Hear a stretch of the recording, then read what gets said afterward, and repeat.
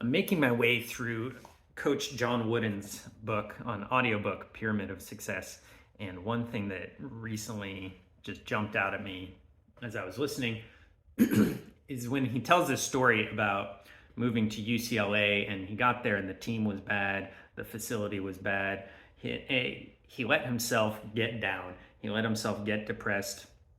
And then when he caught himself, he realized, you know what? By letting myself get depressed, by losing my own enthusiasm, I'm actually letting down all these people who are depending on me. And I think the exact words he says is all these people under my supervision.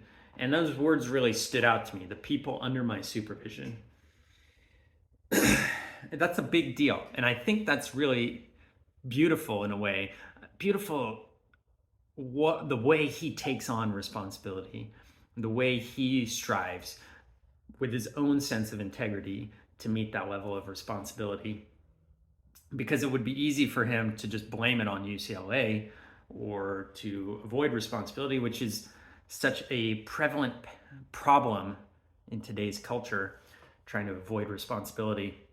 But instead, he reflects like, these people are under my supervision, and if I slip, they hurt, they suffer. So I can't slip, and I need to take responsibility, and I need to apologize, and I need to make it right. And I love it because it's something I aspire to.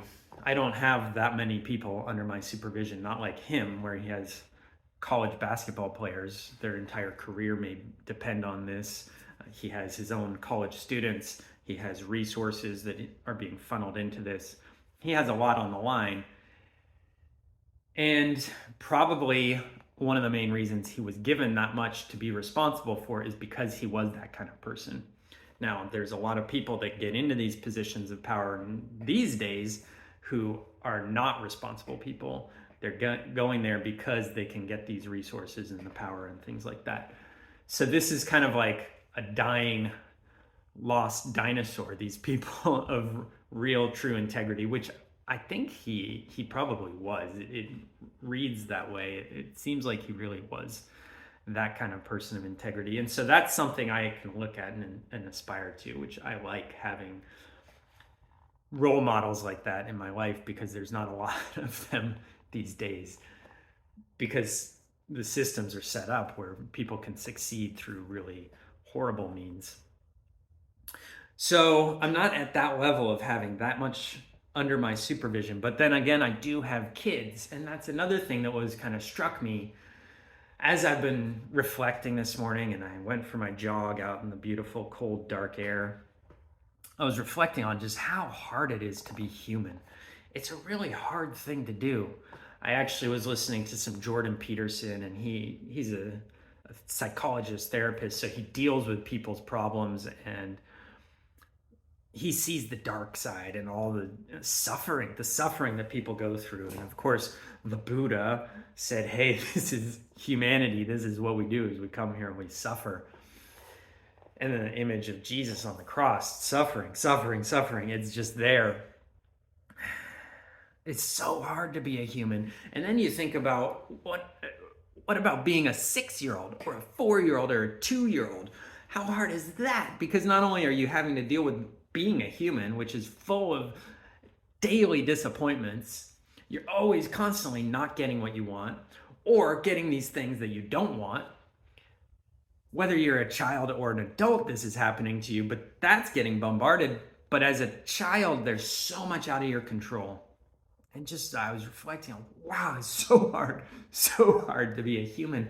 And so whenever we can lend a hand, whenever we can help someone else out, taking them under our supervision, which doesn't just mean solving their problems for them. It means cultivating in them their own ability, their own sense of responsibility, where they can work up to that point of having their own agency and responsibility in their life. And for kids, that's a long step-by-step process.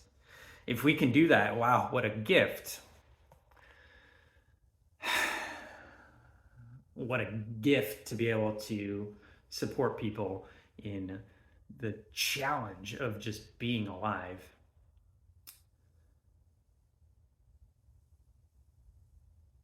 That's what I've been thinking about.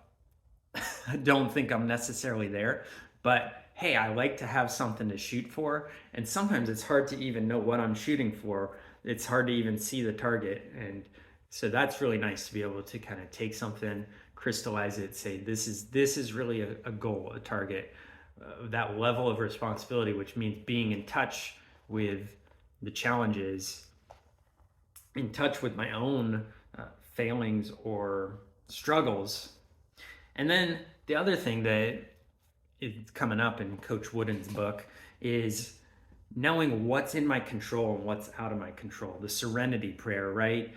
God, grant me the wisdom to know the difference. What's in my control and what's out of my control. The serenity and the peace to be at peace with those things that I can't control, and then the courage to face the things that I can, and the strength. So that's what he was doing in that moment, is having the strength and courage to face something that he could face. And he actually did face these challenges at UCLA, and he actually created an amazingly successful team. So that was something that he was able to do something about. And sometimes those steps are very small. Getting to the step-by-step things that we can control. It might be just the tiniest thing I can control, but if I'm moving forward in that direction, I'm heading there. So that was something else I was kind of meditating on, is like, what is in my control and what's not? And the wisdom to know the difference, because sometimes I think actually I overestimate my ability to know what's in my control and what's not.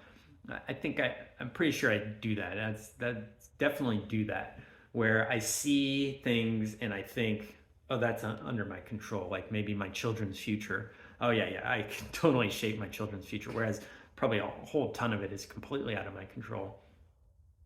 And that can give me a lot of anxiety, where I'm thinking about all these things that could go wrong that I can't actually do anything about. And then a lot of times I think probably underestimate the things that are under my control, where it's too easy to get lost in thinking I can't do anything about that, because a lot of times we're not looking at that small step-by-step process of getting there, and we're not looking at the unexpected successes we might meet along the way, which relates back to my last video. Check that one out. Go click that link and do it. Let me know what you think. Leave a comment or something. Like the video if you want, but hey, share with a friend.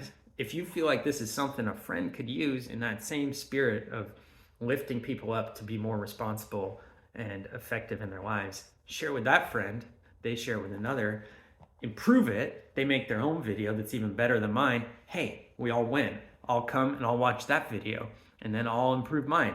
And we keep shooting upwards. I'll meet you there.